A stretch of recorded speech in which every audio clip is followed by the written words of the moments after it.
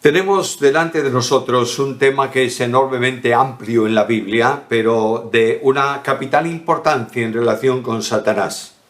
Satanás es el tentador, por tanto quiero hablaros un momento acerca de las tentaciones, o de, si lo preferimos mejor, Satanás y las tentaciones. La Biblia llama a Satanás el tentador. Mateo capítulo 4, versículo 3 nos dice que vino el tentador. El tentador viene ¿para qué? Para hacer su misión, para realizar, para poner al hombre bajo la presión de la tentación y conducirle por medio de ella a la posición que Satanás desea ocupar en su vida. La tentación fue el principio del engaño del primer ser humano, que fue la mujer. Eva misma reconoce que la serpiente me engañó y yo comí. No hay disculpa, Eva, no hay disculpa. Pero también es cierto que el tentador vino, tentó a la mujer y la mujer cedió a la tentación, cayendo en ella y en el pecado. Satanás tentó al hombre desde el principio en un abierto desafío a la autoridad de Dios. Génesis capítulo 3 y versículo 1. Pero la serpiente era astuta, más que todos los animales del campo que Jehová Dios había hecho, la cual dijo a la mujer: ¿con que Dios os ha dicho, no comáis de todo árbol del huerto? Y ahí en esa pregunta le está proponiendo, le está insinuando una tiranía de parte de Dios. Dios os está prohibiendo. Fijaros cómo comienza la tentación: con que Dios os ha dicho, es decir, os ha mandado, os ha prohibido que comáis de los árboles del huerto. Satanás consiguió su propósito en aquella ocasión y, utilizando la astucia suya, hizo caer a Eva. Y el apóstol Pablo, hablando especialmente de la mujer, de su carácter, de las limitaciones que como mujer tiene y son un encanto. Una mujer no es menos que un hombre. En nuestra sociedad y sobre todo en el orden evangélico de la salvación no hay hombre ni mujer. Quiere decir que Dios trata por igual a los dos. Y la salvación se otorga a los hombres y a las mujeres sin distinción ninguna. Los dones del Espíritu son dados sin distinción a los hombres y a las mujeres. Pero de la misma manera que el pecado trajo una consecuencia en la ética, en la genética espiritual del hombre, de modo que quiere mandar y gobernar e imponerse, de la misma forma trajo una consecuencia en la genética de la mujer. De ahí alguna prohibición que la Biblia establece ministerialmente para las mujeres. Ahora, la mujer, volviendo a la tentación, obedeció a Satanás, y Pablo dice que fue engañado por Satanás. 1 Timoteo, capítulo 2, versículo 14. La propia confesión de la mujer que vimos antes lo expresa de esta manera, y a lo largo de la historia de la humanidad continuó Satanás con este trabajo impío, arrastrando, seduciendo a los hombres para hacerles quebrantar la voluntad de Dios. Permíteme un paréntesis aquí, no sea que después me olvide de decirlo.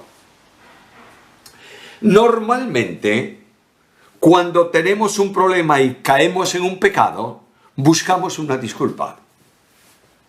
¿Te ocurre o no? Sí, claro. Bueno, oye, ¿le has gritado a tu mujer? Bueno, es verdad, pero es que ella... No hay disculpa. Tú no has actuado con tu esposa como Cristo actúa con la iglesia. Y tú estás llamado como marido para ser figura visible de Cristo y de la iglesia. No hay disculpa. Bueno, es que, chico, yo era un adicto al tabaco. Y el otro día, pues un amigo me dijo, tómate un cigarrillo. Y yo fui débil, Satanás me tentó y yo caí. Bueno, no siempre caemos en las tentaciones de Satanás. Santiago dice que no le echemos la culpa. sino que nosotros somos seducidos de nuestra propia concupiscencia. Ahí viene un hermano y dice: pastor, quiero hablar con usted, tengo un grave problema. Bueno, ¿qué pasa? Pues fui infiel a mi mujer. ¿Cómo? ¿Cómo es posible? Y la respuesta del hermano es: bueno, Satanás me tentó. Permíteme decirte que si Satanás está presente, porque no está presente Satanás en todos los lugares al mismo tiempo, si Satanás está presente allí, podría decir: no solo es un adúltero, es un mentiroso, porque yo no le tenté. Es cuando tú eres seducido por tu naturaleza, cuando el Espíritu Santo de Dios no vive potencialmente controlando tu vida, cuando la palabra no es obedecida, cuando tú no estás en relación con Dios, que eres atraído por tu propia naturaleza, eres seducido por ella y caes. Pero Satanás tienta y procura la caída del hombre. Y las puertas que Satanás utiliza para seducir al hombre y hacerle caer, especialmente en la vida del cristiano, son tres que Juan escribe en su carta primera, capítulo 2 y versículo 16. Y Juan dice: los deseos de la carne y los deseos de los ojos y la soberbia de la vida. En esas tres áreas Cristo fue tentado por Satanás. En esas mismas tres áreas tentó a todos los creyentes en la historia de la humanidad. En esas mismas tres áreas te va a tentar a ti y me va a tentar a mí. Las tentaciones del Señor son precisamente manifestaciones de la acción diabólica sobre cada una de esas áreas. Ahora, alguien me va a decir: bueno, no me pongas los ejemplos de las tentaciones de Cristo, porque al fin y al cabo Jesucristo, el Señor, no pudo haber pecado, porque no hizo maldad ni hubo engaño en su boca. Indudablemente, quiero que tengáis claro esto: en Cristo como hombre existe la potencialidad del hombre, pero Cristo no pudo caer en la tentación y caer en el pecado bajo ningún concepto, porque no es un hombre independiente, una persona humana independiente, sino que Cristo es la naturaleza humana del Verbo eterno de Dios. La humanidad de Cristo subsiste en la persona divina del Hijo de Dios. Las acciones hechas por la humanidad de Jesús afectan a aquel en que subsisten. Lo diré de otra manera más precisa: el sujeto de atribución de la responsabilidad de todas las acciones de la humanidad de Cristo es la persona del Verbo. Y si yo digo que Cristo pudo haber pecado, quiero decir que Dios pudo haber pecado. No significa que Cristo no tenga los elementos volitivos del hombre, pero Cristo es un hombre sin personalidad humana, en el sentido de sujeto responsable de las acciones, porque Cristo está vinculado a la persona eterna del Hijo de Dios como expresión de su manifestación humana. Todo cuanto en Jesús como hombre ocurrió, todo lo que Cristo hizo o pudo hacer como hombre, afecta a la persona divina, ya que la naturaleza humana es la manifestación de la condición humana del Verbo encarnado. Satanás no dudó que Cristo era Dios, pero las tentaciones de Cristo siguen la misma vía. La primera, la tentación de los deseos de la carne. Mateo capítulo 4, versículos 2 al 4, cuando le dice al Señor que estas piedras se hagan pan. La sutileza de Satanás sigue siendo válida ahora. Cristo había sido llevado al desierto con un propósito de Dios. Hay unas dificultades, resuelve las dificultades y salte del problema. Tenemos que entender que el secreto para la vida cristiana victoriosa es obedecer la palabra de Dios. Mateo capítulo 4, versículo 4. Cristo fue tentado en los deseos de los ojos, y la insinuación de la tentación es muy precisa. Cuando Cristo es invitado para echarse del pináculo del templo abajo, lo que le está diciendo Satanás a Cristo es: no digas que es cierto, prueba. que es cierto lo que Dios dice. Sutilmente Satanás presentó a Jesús la desconfianza en las promesas de Dios. Y el tercer nivel tenía que ver con la soberbia de la vida. Mateo 4, versículos 8 al 10. Y la sutileza de la tentación es muy sencilla. Mira, has venido a buscar los reinos del mundo, yo te los doy. Pero hay una condición, que tú tienes que postrarte y adorarme. ¿Significa esto que Cristo iba a ponerse de rodillas delante del tentador? No. Pero Cristo viene vinculado al Padre para hacer solo la voluntad de Dios. Y eso es la expresión suprema de adoración. Yo adoro cuando obedezco, cuando realizo lo que Dios dice porque le reconozco como supremo. Dejar ese proyecto de Dios y tomar otro es adorar, reconocer como supremo al que presenta el nuevo proyecto. Y la victoria en la tentación está en la misma autoridad del Señor. No tentarás al Señor tu Dios. Vete Satanás. Y Satanás tiene que retirarse del lugar en donde está produciéndose la tentación. Ahora, la actividad para el creyente en relación con Satanás y la tentación es exactamente igual. El creyente tiene en sí la vieja naturaleza, con sus pasiones y sus instintos. Yo creo que todos tenemos muy claro qué es la salvación. En el primer nivel de la salvación, la justificación, el creyente es separado de la responsabilidad penal del pecado. Es decir, no hay ya condenación para los que están en Cristo.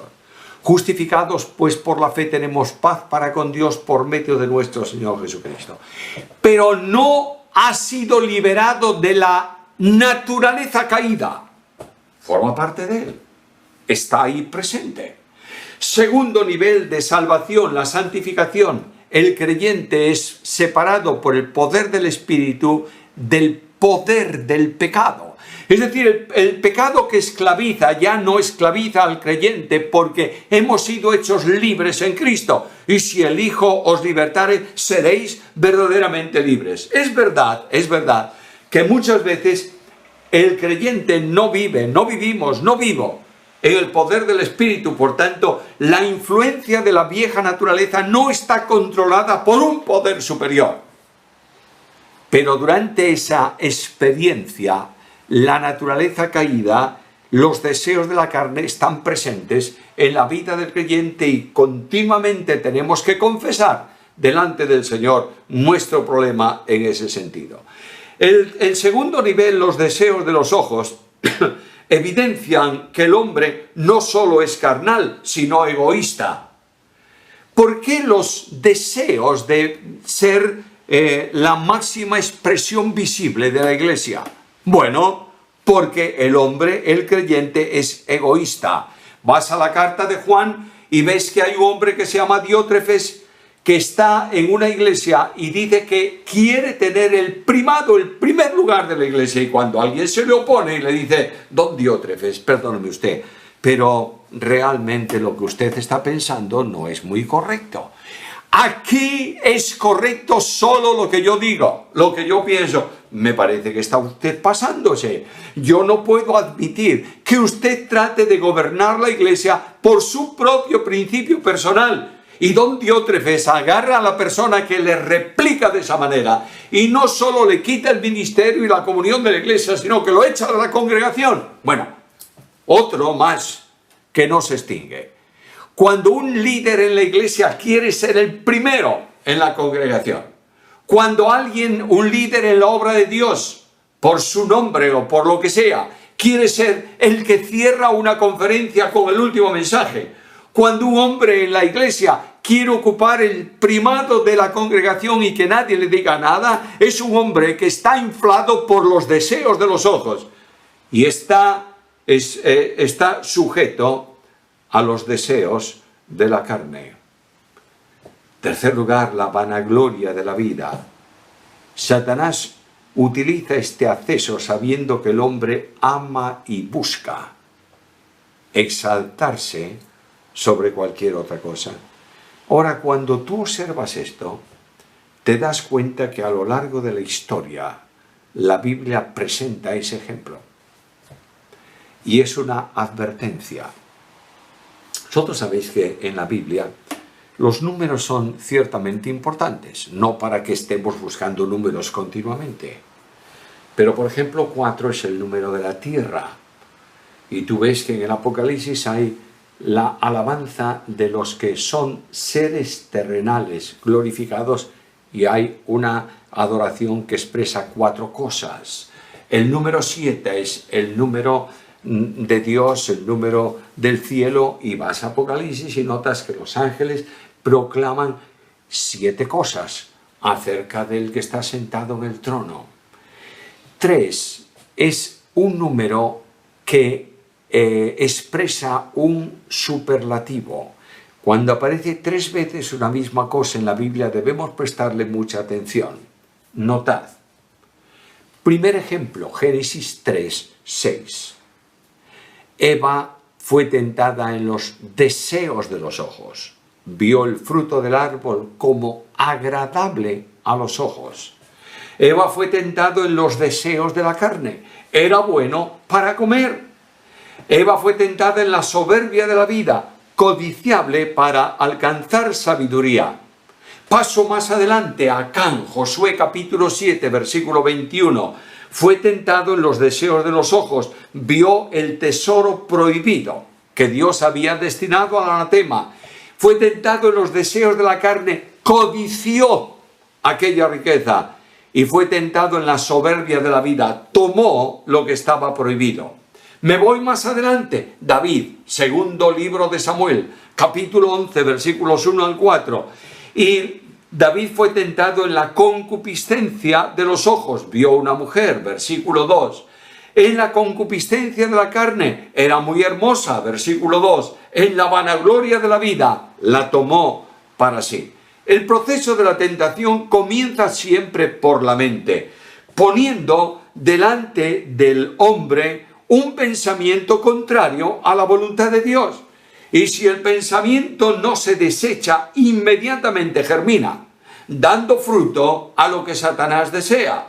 Seguidamente ese pensamiento que está en nuestra mente pasa al corazón, el lugar nuclear de la vida, el asiento de la voluntad, para que se ejecute como algo aceptable para el hombre. Y la advertencia bíblica es muy interesante: sobre toda cosa guardada, guarda tu corazón.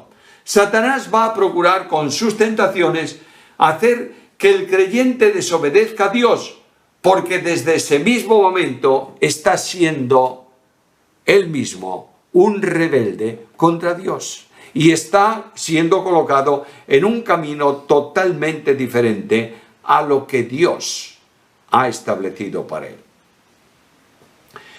¿Cómo puedo yo vencer al tentador? Manteniendo comunión con Cristo. Mantener comunión con Cristo exige limpieza personal. Exige que no haya pecado en la vida sin confesar. Mantener comunión con Cristo es mantener comunión con el Padre y mantener comunión con el Espíritu Santo. La comunión del creyente salvo por gracia mediante la fe es la vinculación con las 3 personas divinas. No podemos olvidar que la salvación, dice Cristo en Juan 17, la vida eterna es que te conozcan a ti, el único Dios verdadero, y a Jesucristo a quien tú has enviado. Nosotros accedemos a Dios por el mediador entre Dios y los hombres, que es Cristo. Nosotros oramos a Dios en el poder del Espíritu y nosotros dirigimos nuestra oración al Padre porque es el dador de los bienes. Yo sé que esto genera polémica, contienda y a veces confusión.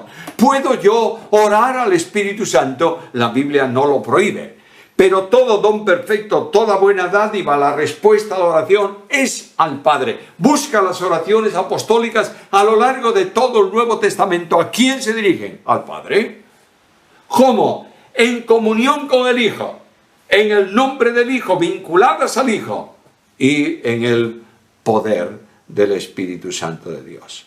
El principio de vida para la victoria cristiana sobre las tentaciones de Satanás está en poner en práctica la enseñanza de la Biblia. Romanos capítulo 13 y versículo 14.